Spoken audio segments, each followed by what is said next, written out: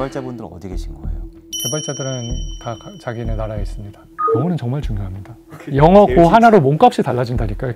개발을 하시는 분이 영어를 할 수 있으면 실리콘밸리 갈 수 있어요. 그럼 한국에서 한국 물가로 쓰면서 연봉은 한 8배, 9배 이렇게 받을 수 있어요. 개발을 하는 데는 문해력이 가장 중요합니다. 공학 전공한 사람보다 언어나 인문 전공한 사람들이 못하지 않습니다. 잘합니다.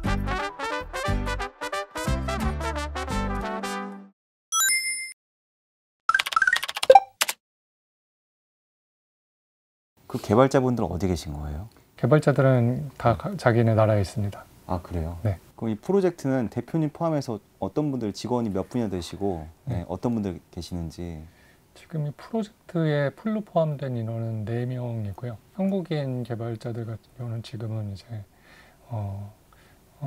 투입되어 있는 사람이 없는 상태고 지금 파키스탄에서 프론트엔드 개발자 1명이 있고 인도에서 백엔드 개발자 그리고 머신러닝 담당하는 개발자가 있고 디자인은 인도네시아에서 담당하고 있고요. 스킨케어랑 이제 뷰티, 이제 외모 관련한 서비스를 IT 쪽으로 옮겨서 본인의 뷰티에 대한 그런 관심이나 이런 것들을 입력하면 그거에 기반해서 그런 관련한 서비스나 제품을 찾아주기도 하고 가장 좋은 메이크업 방법을 지도를 해준다든지. 어떻게 하시다가 그 현지에 있는 외국인 개발자들을 원격 채용하게 되신 건지. 그 전에는 이제 한국 개발자랑만 주로 일을 하다가 한국 개발자 중에서 AI 관련된 그런 담당하는 일을 하고 있지 않은 직원들 그런 분들은 이제 정리를 하게 됐고 그 과정에서 외국인 개발자를 현지 채용 플랫폼이나 이런 걸 통해서 좀 구할 수 있는 기회가 있다는 얘기를 듣고 그걸 활용을 해보고 하다 보니까 인터뷰 기회가 생각보다 되게 많이 생기는 거예요. 지원을 많이 하세요? 지원을 저희도 이제 한 명 뽑을 때 대략 한 80개 정도 이력서를 보고요. 개발자들을. 그리고 그 중에서 이제 최소 한 15명에서 20명 정도는 인터뷰를 해서 한 명을 뽑는 것 같아요. 저희도 이제 처음 경험한 건데 인도 파키스탄에서 꽤 많은 지원자가 인터뷰를 해보면 꽤 지식 수준도 높고 또 뭐 애티튜드도 괜찮은 것 같고. 그럼 어떻게 이 업무는 어떻게 하세요? 저희는 하루에 2번 회상 일을 합니다. 그러니까 저희가 이제 백엔드랑 프론트엔드가 이제 메인 역할이다 보니까 거기 아침이 시작하는 우리나라 시간으로 하면 오후 2시, 현지 시간으로는 오전 10시, 10시 반 그 정도의 1회 미팅을 하고 그 저녁에 저희 시간으로 이제 저녁 11시에 미팅을 한 번 더 합니다. 아, 그분들 이제 일상 업무 시간을 맞추기 위해서 한국 시간으로 밤 11시에 회의를 하시는 거예요? 그 아무래도 실제로 일이 벌어지는 그 현장이 그 외국이다 보니까 그쪽에 시간을 맞추는 것도 있고 그걸 맞춰보려고 했는데 한국 시간에 맞추는 고객들도 있어요. 그러니까 스타트업들도. 근데 저희는 이제 파키스탄이 들어가 있다 보니까 이제 이슬람 국가라서 하루에 4번, 5번 이렇게 기도하는 시간이 있습니다. 그래서 그 시간을 맞춰줘야 되는데 그 시간도 이제 일모 시간, 일출 시간이 기준이다 보니까 계절에 따라서 변하거든요. 그래서 그걸 이제 피하면서 이제 인도 파키스탄 개발자가 다 이제 좀 어느 정도 몰입감 있게 할 수 있는 그런 시간을 찾다 보니까 뭐 한국 시간 11시에 오후 2시 정도가 적당했던 것 같습니다. 근데 미팅할 때를 빼고는 약간 근태 관리가 될까 약간 생각. 그게 저도 제일 걱정이었어요. 처음에는. 근데 근태 관리가 한국 회사도 그렇잖아요. 이게 타이트하게 막 하려고 하면 그냥 사람만 영혼 없이 이렇게 있고 실적은 안 나오는 때도 있고 그렇잖아요. 근데 IT 같은 경우는 본인이 얼마나 성과를 냈는지 뭘 했는지 이런 것들을 좀 트래킹하는 툴들이 있습니다. 그래서 본인이 얼마나 오늘 코드 생산을 했고 어떤 것들을 했고 이런 것들을 이제 하루 2번 미팅을 하니까 그때그때 보고하게 돼 있어요. 100% 따라다니면서 이 사람이 열심히 하고 있는지 볼 수는 없지만 결과물로 하는 방식이라서 나름 뭐 잘 유지가 된다고 스스로는 평가하고 있습니다.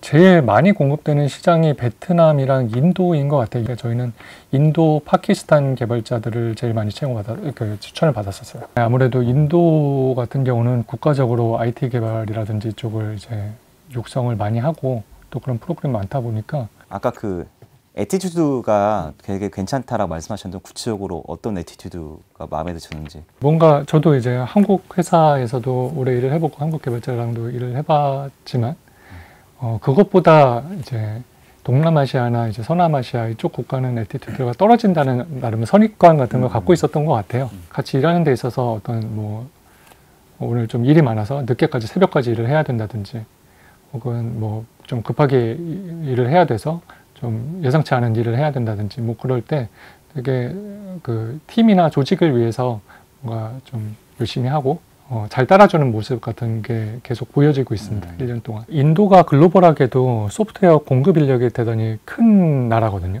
그러다 보니까 경쟁도 치열하고 또 그들 사이에서도 좋은 인플로이어를 만나기 위한 그러니까 글로벌 표준이죠. 그런 것들을 나름 많이 본인의 경쟁력을 높이기 위해서 많이 하시는 것 같아요. 그래서 글로벌 표준 뭐 스탠다드라든지 프레임워크라든지 이런 거 이해도가 상당히 높은 걸 알 수 있었어요. 그 인도나 파키스탄 지원자들이 한국 개발자들과 좀 스펙이나 이런 측면에 차이점이 있나요? 네, 그런 것도 일부 있습니다. 그러니까 AI에서 많이 쓰는 프로그래밍 언어는 파이썬이 아무래도 주류고 파이썬에서도 이제 주류로 쓰는 프레임워크라고 부르거든요. AI에 관련된 것들이 오히려 국내에서 구하려고 하면 친숙하신 분들이 많지는 않은 것 같아요. 뭐 신입들은 물론이고 경력자들도 그래서 그 이유가 뭘까 생각을 해봤는데 일단 한국은 개발자들 수요가 제일 많은 그런 기업들, 대기업들이 물론 테크 기업들도 있지만 그런 이제 전통적인 이제 IT 기업들 그런 데 같은 경우는 정부 프로젝트가 여전히 되게 큰 비중을 많이 차지하거든요. 그리고 내부 프로젝트도 그렇고 그런 것들이 자바 기반이 많아요. 그래서 비교해 보면 한국은 자바 개발자가 대단히 많은 편입니다. 다른 나라들에 비해서. 인도나 파키스탄은 그 자바 개발자보다도 파이썬 개발자가 거의 주류에 가까운 것 같아요. 왜 그런 걸까요? 거기는 아무래도 글로벌 수요에 따라가야 되고 지금 글로벌 수요가 AI 중심으로 돼 있기 때문에 거기 맞추려고 본인들 경쟁력을 그쪽으로 올리는 것 같고 한국은 여전히 이제 프로젝트나 지금도 그 코로나 때도 이제 많은 그런 과정들이 생겼는데 그런 그 개발자 양성 과정 이런 것들을 보면 자바나 자바 프레임워크가 메인입니다. 영어는 정말 중요합니다. 영어 그 하나로 몸값이 달라진다니까요, 개발은. 개발자들 연봉이나 이런 것들이 영어에 되게 밀접해요. 왜냐하면 글로벌하게 지금 우리나라도 투자 시장이 얼어붙어 있고 지금 문제가 되는 이유가 사다리가 딱 끊겨 있거든요. 근데 이 사다리가 뭐냐면 우리가 정부 주도로 해서 뭐 새로운 스타트업이라든지 뭐 이런 새로운 시도나 이런 것들에 대해서 공평하게 여러 펀드를 주는 건 되게 잘해요. 너무 잘 돼 있고 그것들이 분명히 좋은 건데 그 이후 단계 만약에 두 번째 투자 받고 세 번째 투자 받고 이렇게 가면 형평성 문제가 생기거든요. 그 이후 단계로 넘어가면 상위 투자에서는 글로벌 펀드들을 사용해야 되거든요. 그러니까 영어권 투자사, 영어권 기업들에서 얘들을 흡수시켜줘야 되는데 얘들은 언어 갭이 있으면 잘 투자 안 해요. 실제로 통계를 보면 비단 미국에서도 그 백인의 영어 구사자 중심으로 투자가 대부분 되다 보니까 그러니까 한국 같은 나라에 있는 나름 변방에 있는 이런 한국어를 구사하는 이런 기업들 같은 경우는 꽤 소외되어 있는 거죠. 그래서 투자도 이런 영어권 국가들, 뭐 영국이나 호주나 뭐 이스라엘이나 이런 데서 많이 일어나고 나름 영어를 공용어로 쓰고 있는 개발자도 영어를 했을 때 몸값이 올라가고 수요가 올라갑니다. 실제로 이제 개발자들을 공급하는 나라, 수요처가 있는 나라, 개발자들이 활성화되어 있는 이런 나라들, 연봉을 잘 받는 개발자들 보면 영어를 하는 사람들이에요. 이런 개발자 공급은 비영어권 국가에서는 구해지지가 않아요. 영어를 하느냐 안 하느냐에 따라서 할 수 있냐 못 하느냐에 따라서 연봉이 바뀌고 기회가 바뀌고 하는 게 개발에서는 극명하게 일어나요. 실제로 투자도 다 영어권에서 일어나고 개발자들도 다 영어권에서 일어나고 영어는 정말 중요합니다. 만약에 개발을 하시는 분이 영어를 할 수 있으면 실리콘밸리 갈 수 있어요. 우리나라는 개발자랑 비개발 직군이랑 연봉 차이가 그렇게 크지가 않아요. 한 20-30% 정도 날까요? 근데 미국으로 넘어간다, 호주로 넘어간다 그러면 이 갭이 6배에서 10배까지도 차이가 납니다. 거기 채용되면은 그냥 그리고 또 원격으로 채용되잖아요. 그럼 한국에서 한국 물가로 쓰면서 연봉은 한 8배, 9배 이렇게 받을 수 있어요.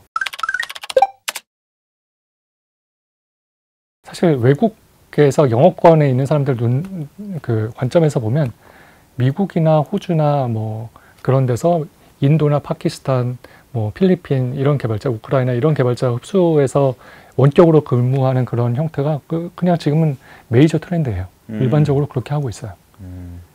MS도 현지에서는 사람 줄이지만 인도에서는 개발자 늘리고 구글도 파키스탄 이런 데서 프로그램을 운영을 해요. 개발자 양성을 위한 프로그램을. 그 비영리로 운영하기도 하고 하지만 거기서 이제 생태계를 키우는 거죠. 파키스탄에서도 개발이라는 건 전통적으로 남자만 하는 일. 뭐 공대 그런 데 보면 다 남자고 이런 데만 채용을 하다가 이제 여성들도 사실 AI 같은 경우는 이게 개발이나 뭐 수학 능력이나 이런 게 아니거든요. 문해력이 제일 중요해요. 개발을 하는 데는 문해력이 가장 중요합니다. 지금은. 왜냐하면 AI랑 얘가 대화를 하기 때문에 얘가 하는 말이 뭔지, 얘가 어떤 의도를 갖고 하는 건지 이걸 이해를 해서 그거를 이제 사람에 맞게, 그건 좀 더 인문학에 가깝죠. 우리 고객한테 맞게 어떻게 만들어낼 건지 그걸 고민을 해야 되는데 그런 거를 이제 여성 개발자들한테 시켜보고 그들을 개발자로 만들고 짧은 기간이지만 인턴 경력을 통해서 개발자 시장에 진입하고 있는, 할 수 있는 그런 기회를 주는 일들을 빅테크 기업들이 하고 있어요. 근데 저희도 일을 해보니까 그 공학 전공한 사람보다 뭐 언어나 인문 전공한 사람들이 못하지 않습니다. 잘합니다. 근데 저희는 뷰티 관련한 이제 서비스다 보니까 관심을 가져 하더라고요. 그래서 열심히 꼬셨죠. 잘 하는 것 같아서. 그 여성 개발자한테는 그 전화에 그 이번에 지금 방금도 미팅하고 들어왔거든요. 하면서 물어봤는데 파키스탄이 대단히 빠르더라고요. 지금까지는 이제 글로벌하게 개발자 공급하는 그런 국가로는 파키스탄이 그렇게 큰 데가 아니었는데 성장성이 되게 좋고 그리고 여성 인력도 그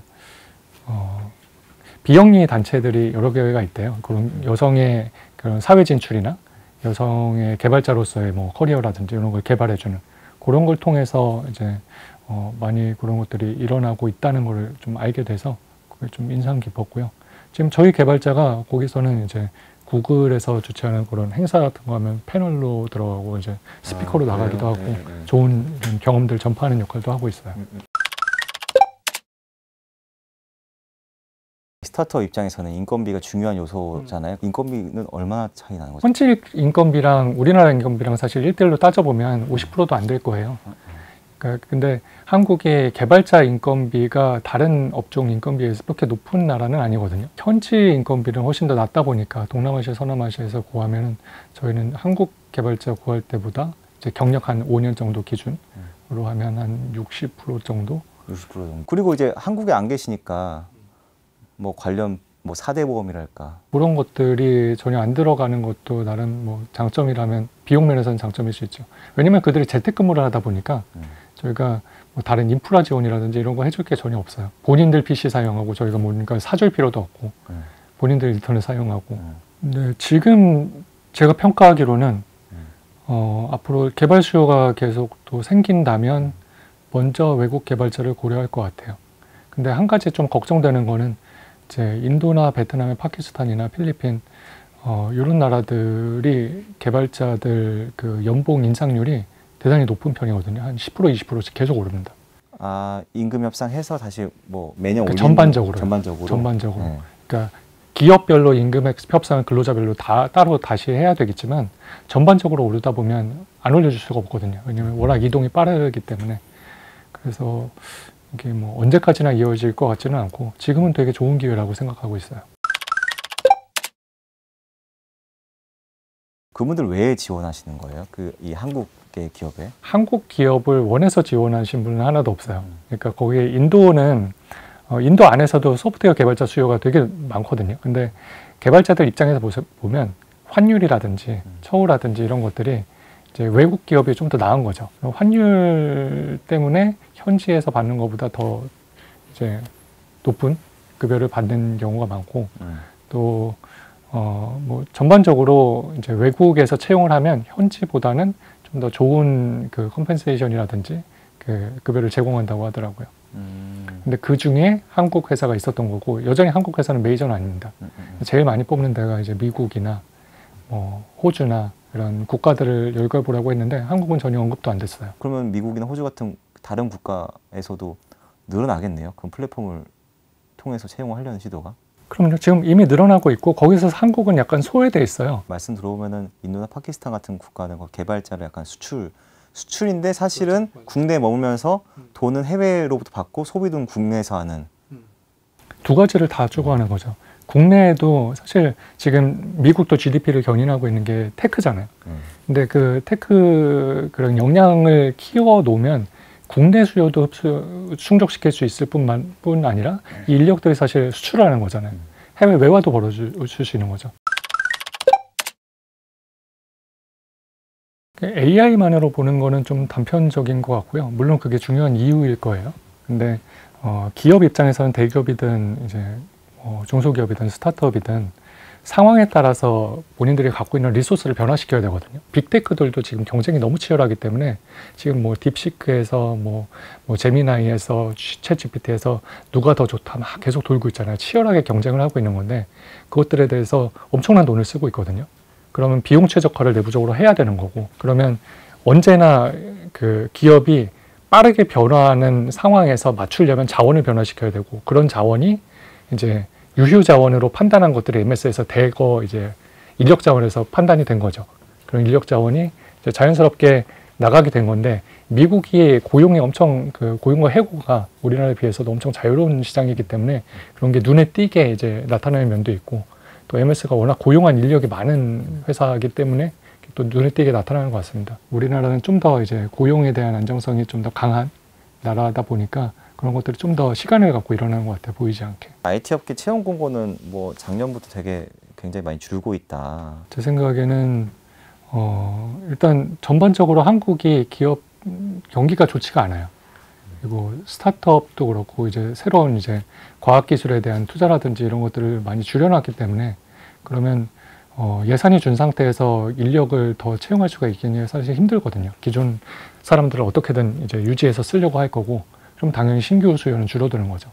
그러니까 고용 안정성이 보장되는 만큼 이제 근로자들을 이제 기업에서는 어느 정도 갖고 있어야 되는 거고, 그 근로자를 갖고 있는 동안은 새로운 개발자를 뽑기에는 이제 회사에선 부담이 되는 거죠. 그리고 요즘 이제 새롭게 이제 먹거리로 나오는 그런 AI나 이런 것들 같은 경우는 기존에 사실 근로자들이 교육받은, 훈련받은, 아니면 기존에 해왔던 경험이랑 꽤 갭이 있어요. 그래서 새로 배워서 해야 되거든요. 우리 한국인 새로 이제 취업을 준비하는 개발자, 취업 준비생분들은 이거 어떻게 해야 될지, 뭐 예를 들어 4학년 졸업한 분들은 실제로는 어쩌면 그 해외에 계신 분들이 갑자기 채용 경쟁자가 될 수도 있는 거잖아요. 네, 저도 이제 학교에서 그런 개발 관련한 강의를 하고 있거든요. 근데 그런 강의를 좀 저희도 여러 가지 변천이 있었어요. 저희 학교에서 이커머스라는 강의를 한 10년 전에 만들었는데, 이게 강의를 만들고 나서 한 10년 동안 하다 보니까 너무 빨리 변하는 거예요. 그래서 이커머스에서 모바일로 넘어갔다가, 모바일에서 플랫폼 넘어갔다가, 소셜 넘어갔다가 이제 AI 막 왔잖아요. 그래서 강의 성격은 계속 변하는데, 저희가 하다 보니까 이 사람들이 나가서 뭔가 자기 역할을 하고, 그리고 배운 것들을 활용하기 위해서는 경험을 하게 해주는 게 제일 좋겠다라는 결론에 이르렀거든요. 그러니까 저희가 강의를 어떻게 바꿨냐면, 아예 1학년 때 들어오면 이 친구들한테 개발을 시켜요. 개발 경험 아무것도 없죠. 개발에 대해서 배운 것도 없어요. 프로그래밍 강의는 오히려 2학년 때 배웁니다. 근데 1학년 때 알아서 찾아보는 방법들을 가르쳐주면서 개발을 하게 해요. 그래서 스스로 AI 서비스를 하나 개발을 해야 돼요. 실제로 기업들이 만드는 형태로. 물론 제가 그걸 대단히 심플리파이를 해놓긴 했어요. 근데 그렇게 해서 개발을 하고 나면 그걸 기업들이 좋아하더라고요, 진짜. 왜냐하면 기업들은 개발자를 뽑고 싶어요. 지금 뭐 그 한파, 뭐 개발자 고용 한파다 하는데 사실 개발자 수요는 정말 높거든요. 뭐 개발자들은 사실 갈 수 있는 데가 되게 많은데 필요한 개발자가 못 되는 거예요. 근데 이 기업에서 원하는 그런 개발자는 새로 배워서 계속 뭔가 적용하고 이런 것들이 더 중요한 역량이라는 거예요. 그래서 뭔가 스스로 찾아보고 적용해보고 실제로 돌아가는 서비스를 개발했다는 그런 경험, 이런 것들이 어필이 잘 되는 것 같습니다. 그래서 실제로 저희가 그 과정 2개를 운영하는데, 그 전체적인 이제 테크놀로지 프레임워크 이해하는 과정 하나랑 실제로 AI 서비스 만드는 과정, 그걸 경험하고 나서 수업 듣고 나서 바로 채용되는 케이스도 있었어요. AI 기업에. 그러니까 고급 프로그래밍에서 파이썬을 2학기 동안 배운다고 하더라도 기업이 원하는 사람은 되지가 못해요. 왜냐하면 파이썬을 배운 다음에 그 파이썬으로 서비스를 만들려면 프레임워크를 이해해야 되거든요. 그리고 같이 일하는 스타일을 이해해야 되고, 그리고 새로운 논문들을 읽는 걸 배워야 돼요. 그래서 이 경험을 해봤던 사람들을 찾는다면 실무 경험이 있는 사람을 찾아야죠. 그런 사람들이 인도나 파키스탄이나 뭐 베트남에 많은 거고요. 신입은 근데 실무 경험이 없을 거잖아요. 그렇죠. 신입은 그래서 못 뽑는 거죠. 그래서 이러면 신입을 계속 못 뽑아요. 근데 제가 방금 말씀드린 것처럼 이걸 저희는 플립드 러닝이라고 하는데 학생들이 먼저 공부하고 교수가 그걸 옆에서 도와주는 형태로 하는 강의를 하고 그 경험을 기업에 어필을 했더니 뽑는다니까요. 이런 경험을 하면 뽑을 수 있어요. 사실 개발자는 너무 필요하거든요.